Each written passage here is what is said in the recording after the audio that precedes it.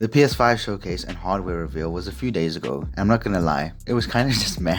I don't know how I'm still so excited though. Guess the nostalgia plus the hype train of a new generation that only comes around in periods with long intervals between them. For real, it's always a celebration when the new generation comes around. Makes you look back at how far you and the companies have come since the last time. A reflective period for sure, and a damn exciting one at that. New technologies, new advancement in games, promised experiences, a true great leap forward that probably won't be matched for at least 5 years. Although it's becoming 7 years at this point. The showcase included the hardware and a bunch of games, but did not reveal how much this bad boy is going to cost. It was the one thing that was expected that didn't get shown. I'm not going to speculate on price, primarily because I legitimately think there are thousands of reasons why they might not have revealed the price. I will say what I think isn't the cause for the silence.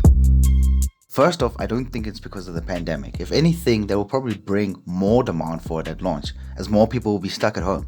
It's the perfect quarantine entertainment, and if they can sell people on how affordable or at least how value for money the console would be in these times, they could strike it big. So if anything, revealing the price then would have actually helped them in these times, as more convinced people would have had an incentive to start saving. Rather, with no price, people can only guess how much to save every paycheck, and that disincentivizes them from saving a nebulous amount altogether. Secondly, I don't think it's because Xbox hasn't revealed the price either. Trust me, a price war would be nowhere near significant enough to move market opinions in one direction or the other. Especially in this day and age, there are too many other factors that would influence market prices other than variations between the two big hitters. Waiting to set their price based on the competition wouldn't substantially benefit either company anymore. Ek het dit geleerd through my 2 degrees over the past 5 years, investment management and finance management, if you're wondering. So I'm pretty confident Sony isn't employing a tactic that probably was last relevant in the industry in the 90s. But let's get into what they showed, shall we? I'm gonna break this down into the great, good, meh, and bad. Great. Most of the sequels that they showed. This is probably because we have a foundational understanding of how these games play already. And man, did Sony ever show some sequels to some amazing games. I mean Spidey, RE8, Hitman 3, Horizon 2, Forbidden West. All sequels to great games. I've played 3 of them, maybe I'm a little too scared for RE7, and they were generally some great times. The hype is easy to generate for these games because they can ride on the back of their predecessors. We know how they'll play, why they're considered great, maybe even recount how much fun we had while playing them. At this point, all the trailer's job is to not be bad, and none of them were, so mission accomplished. For me, they were the standout moments and certainly the things I remember and will recount when I think about this event.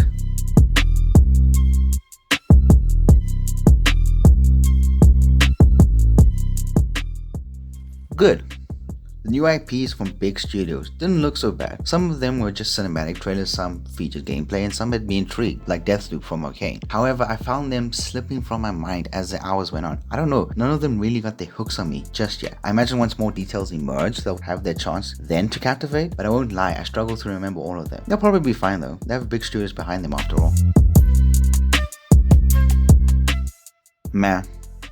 A showcase, I believe, can't do justice for new indies, especially because most, if not all, I don't remember at this point, shows the typical game trailer format that seemingly didn't deviate from the rest. They're all kind of mushed together, ironically enough, because they were slotted in between sequels and new big IPs. I feel if they were all lumped together, like what they usually do at E3, the ones that stick out to you in their mini showcase of sorts will get your attention. Ditto for everyone else, and that's how they attract the E3 audience. In this case, however, they were just the games in between the ones we might care about. Kenna does look kinda cool though, I guess. I remember that one, but people on Twitter did remind me so...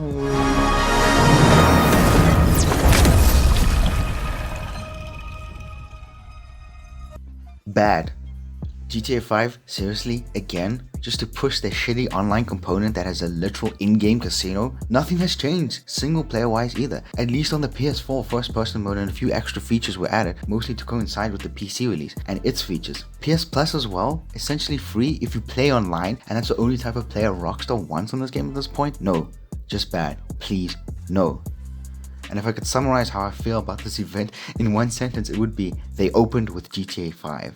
But at least there was a new Spidey and Hitman game.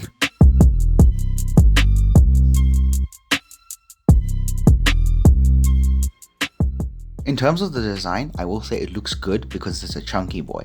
The more you shrink it down, to a point obviously, miniature versions of things are always cute though, the worse it looks. But the bigger you make it, the more presence its popped collar of sorts has, and the more striking it becomes. Kind of like a Cool's ice tower. The dual sensors always look good from day one, fight me, and I am glad to say I've warmed up to how the unit itself looks as well.